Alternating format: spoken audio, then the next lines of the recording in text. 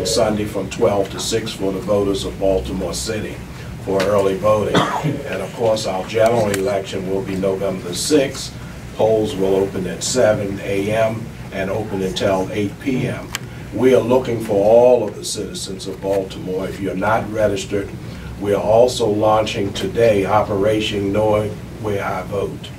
You can contact the Board of Elections at 410-396-1444 and just mention to the staff person that answers the phone, I'm calling to find out if I am registered or where I go to vote.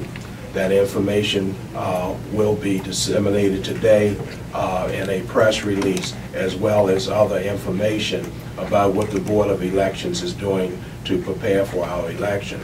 It is important, the state website has been cited several times. It is important that we go to that website to check our registration if you don't call to do it.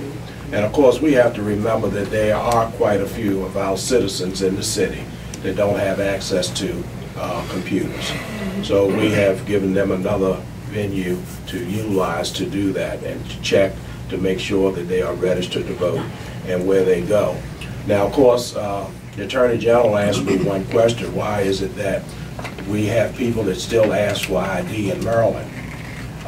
The answer to that question is they're not supposed to ask for ID in Maryland. We do a lot of training with our judges. We hire close to 3,000 judges for a one-day job. The board does its best to train.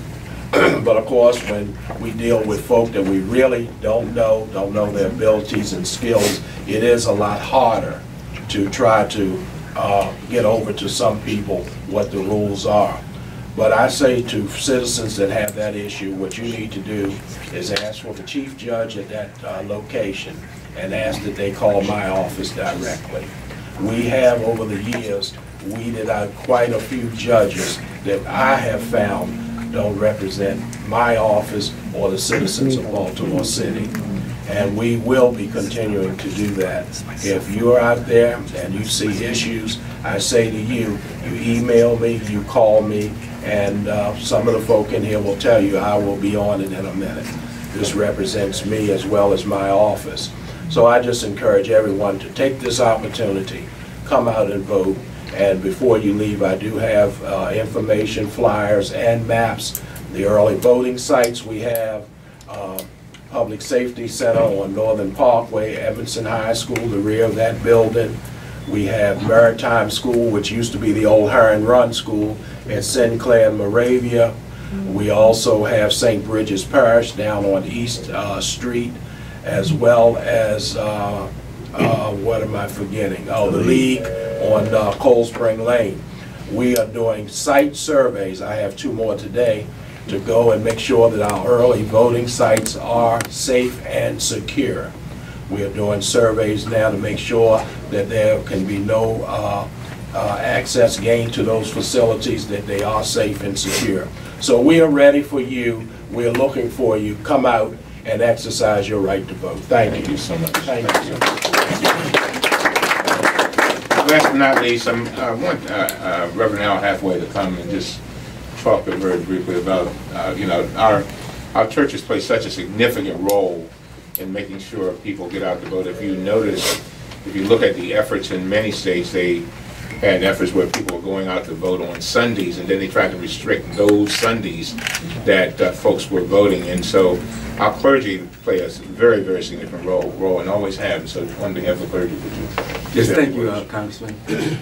Voting, particularly voting here in Baltimore City, has been a long fought for right. It has emanated mostly out of the faith community that understood that every citizen had a right to the full enjoyment of all the benefits that our society would afford. So we see it as a divine right, but we also see it as an empowerment right. So we speak about it in our pulpits, we speak about it in our churches, not in terms of partisanship, but in terms of citizenship. So it's very important that the faith community continue to be vigilant. It's very important that the faith community continue to be advocates for everybody to be inclusive, because this is indeed God's world. And it is also America, where we all have the rights to full enjoyment of all the benefits that our Constitution affords. Thank you very much. Amen. Thank you very much. As we close it out for questions, I just want us to understand that in all my years, adult years, I have never seen an attack like this on people's voting rights. When I went into elected office, and I'm sure the other elected officials will agree with me, we've always been fighting to expand rights, not to restrict them, to expand them.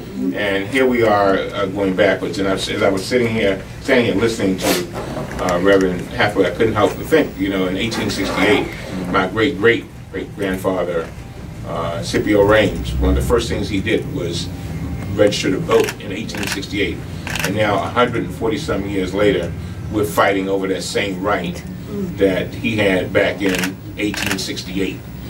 We're just better than that. And I think the thing that I worry about is that it's not so much Maryland, but some of these other states, that folks have got to be vigilant. I mean, we're trying, the NAACP and many other groups doing a great job trying to overturn some of these laws.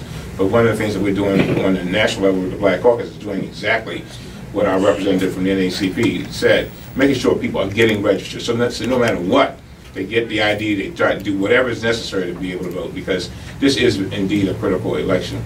Questions? Thank you very much, and I want to thank all of you for being here. Thank you very much.